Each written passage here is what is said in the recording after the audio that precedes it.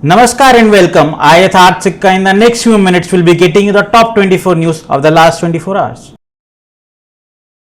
RSS Sarsang Chalak Dr. Mohan Bhagwat has said that RSS is working to awaken and unify the society so that India can emerge as a model society for the entire world.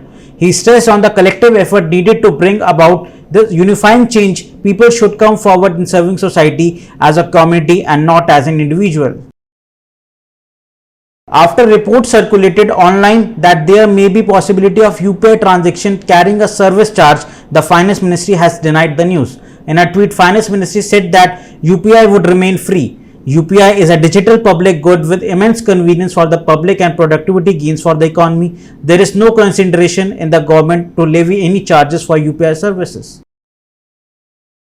Major terror incident averted as 10-12 kgs IED recovered in Pulwama. The IED was recovered by security forces in Belgund area of Tral in the South Kashmir district. The two terrorists associated identified as Mohammad Yunus Mir, son of Parvez Ahmad Mir, and Jan Mohammad Ghani, son of Ghulam Nabi Ghani. The Russian Federal Security Service has said that its officers have detained a suicide bomber, a member of the Islamic State terrorist group who was plotting a terrorist attack against one of India's leadership elite.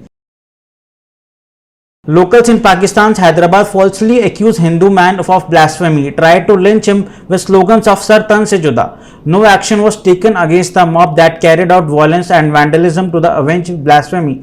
Instead, the police sounded apologetic and pleaded with the locals to not take law into their hands.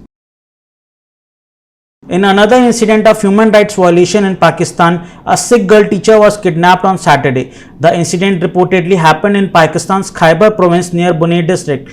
On the incident, the local police did not register the FIR and tried to hush up the matter. The incident was shared by BJP leader Majinder Singh Sirsa on Twitter.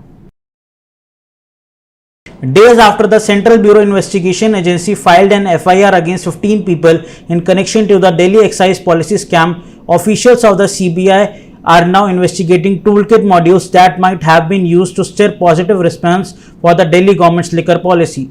As per the reports, the CBI has unearthed a maze of corporate companies with similar address in Mumbai and connected to the ongoing liquor license scam in Delhi. People protested at Nagpada police station after an egg was thrown on Bhagwan Ganesh idol allegedly by Abdul Kalim Atru alias Shahbaz when the Mandal workers of Kamtipura Gali number 13 were bringing in the idol.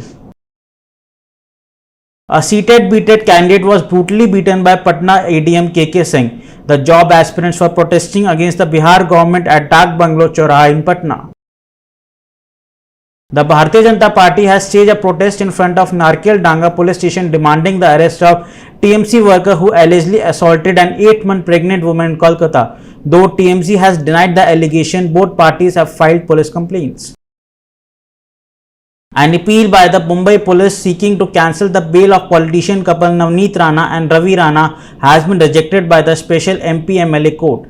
The Rana couple controversy with their call to protest outside erstwhile Chief Minister Uddhav Thackeray's residence over Hanuman Chalisa row and were eventually arrested. Kerala Governor Arif Mohammed Khan has accused Kannur University Vice Chancellor Gopinath of being a part of alleged conspiracy to attack him when he visited the university in 2019. Arif Mohammed Khan alleged that he was heckled for his stand in favor of Citizenship Amendment Act when he went to inaugurate the Indian History Congress hosted by Kanpur University in December 2019. Security has been tightened in Chandigarh following a terror alert sounded by intelligence agencies ahead of Prime Minister Narendra Modi's scheduled visit. According to the alert, the terrorists might target bus stand in Chandigarh and Mohali. PM Modi will visit Chandigarh on August 24 to inaugurate the Homi Bhabha Cancer and Research Centre. India's High Commissioner handed over 21,000 tons of fertilizer supplied under India's special support to the people of Sri Lanka. This follows 44,000 tons supplied last month, totaling about $4 billion in 2022. South Indian actor Allu Arjun represented India as the Grand Marshal at the annual Indian Day parade in New York. Taking to Instagram, the Pushpa actor dropped some videos on stories which he captioned, "Thank you, it was the honor being the Grand Marshal at the Indian Day parade in New York."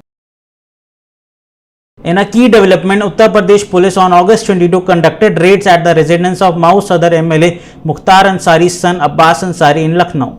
The searches are subsequent to a non-bailable warrant issued against Abbas Ansari in a case filed at Mahanagar Police Station in the state capital. The Supreme Court has asked the centre to clarify its stand on whether Ram Setu should be declared as National Heritage Monument. The Supreme Court stated this while hearing a plea by BJP leader Subramanian Swamy.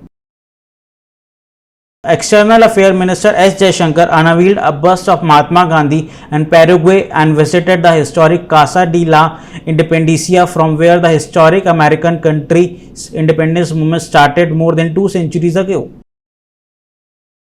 Kerala engineer Abu Bakr, who was killed fighting for Islamic State in Libya, appears in IS magazine Security Agencies on Alert. According to an article in Voice of Khorasan, Abu was drawn to Islam after reading about Prophet Isa and his mother Maryam in material supplied by the bookstall. As per the reports by News 18, Dungarpur police reached the residence of News 18 Rajasthan Bureau Chief Bhavani Singh without any warrant or complaint. In the report, News 18 stated that the Singh is being targeted and harassed to create pressure on the journalist and news agency. Bharat signs key hydro deal with Nepal, replacing China. In a major boost to energy sector cooperation between two countries, the Investment Board of Nepal and Bharat NHPC Limited have signed a pact to develop 2 hydroelectric projects, West Seti 750 megawatts and Seti River 450 megawatts in a far western region of Nepal. Lok Sabha Speaker Om Birla, who is leading a parliamentary delegation to the 65th Commonwealth Parliamentary Conference being held in Halifax in Canada, arrived in the Netherlands on the first leg of the visit.